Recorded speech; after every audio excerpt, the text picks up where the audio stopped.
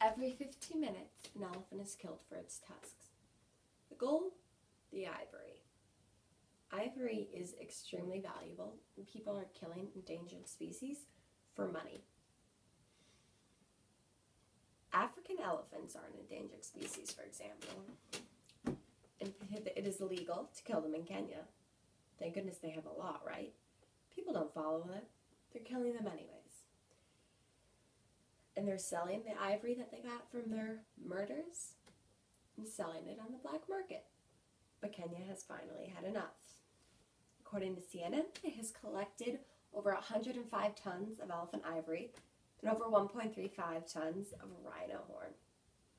And they burned it. All $172 million worth. They burned it. Now, is this sinful? The killing? Of course. Elephants are an important part of our ecosystem today, and people are killing them for their own selfish uses. We are put on this earth to protect the species in God's creations, not kill them. Murder is a sin. It's a sin. Many people still think that burning all that money, seeing it go up in smoke, was wasteful. Kenya disagrees. The wildlife director on animals and reservations, Katal Mabathi, says, the only value of ivory tusk is on a live elephant. At least someone sees it the right way.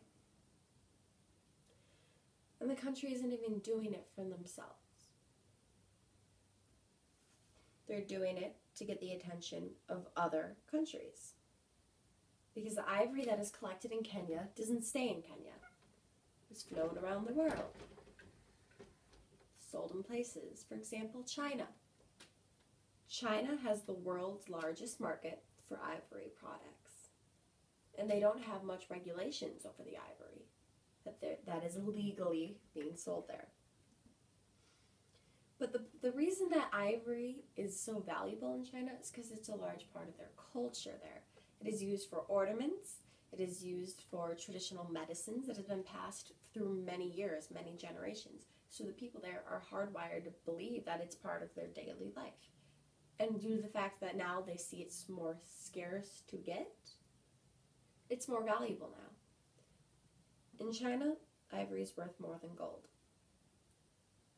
1 kilogram of ivory is worth $7,000 worth.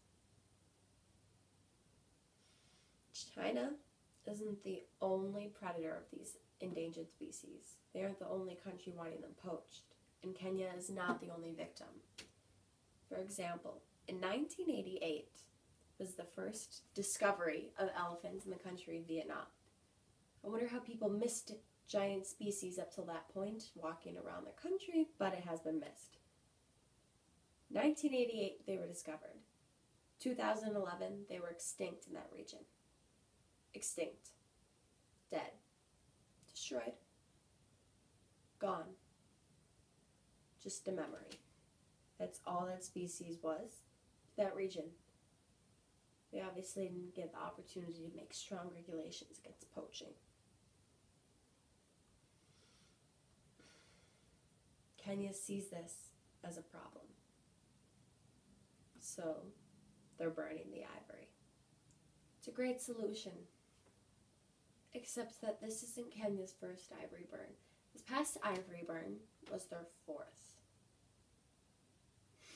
Their fourth time having to do this.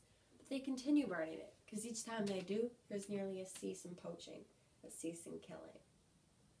But it was time to burn the ivory again. Other countries need to listen to Kenya's cry for help and realize that this is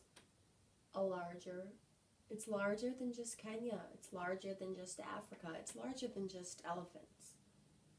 I mean, also in Africa, 1,338 rhinos were killed last year. So the moment that the elephants are no longer an existing species, rhinos will be next because of their horns. They're close enough to ivory.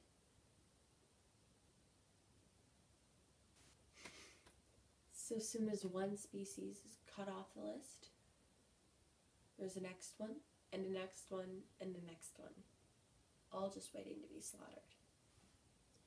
We should answer Kenya's cry for help before it's too late, before we kill off one of God's creations, before it's all gone, disappeared.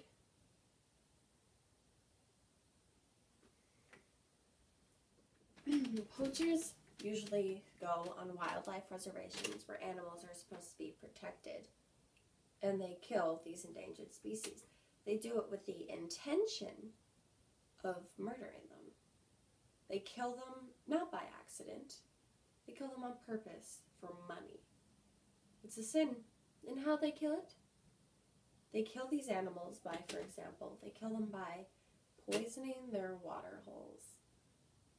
Elephants aren't the only animals that drink there. What about the other creatures? Are they just collateral damage? Poaching is a large problem in today's world. It's not just with elephants. Polar bears are another endangered species, but it's just harder to sell polar bears on the market because they're more known, but they're also endangered. In our own home, we have buffalo. Buffalo are being killed. People are poaching them, selling them to other groups that might find them as a cultural or significant or value, but I'm sure at one point killing these animals, I guess, were okay, because that's the way the world used to be. But now the world's different. We've changed. We more realized that this is a problem. We realize that there's going to be nothing less. There's nothing left besides everything we've killed off. I guess the question is, who's next? Who else is going to end up on that list of endangered species?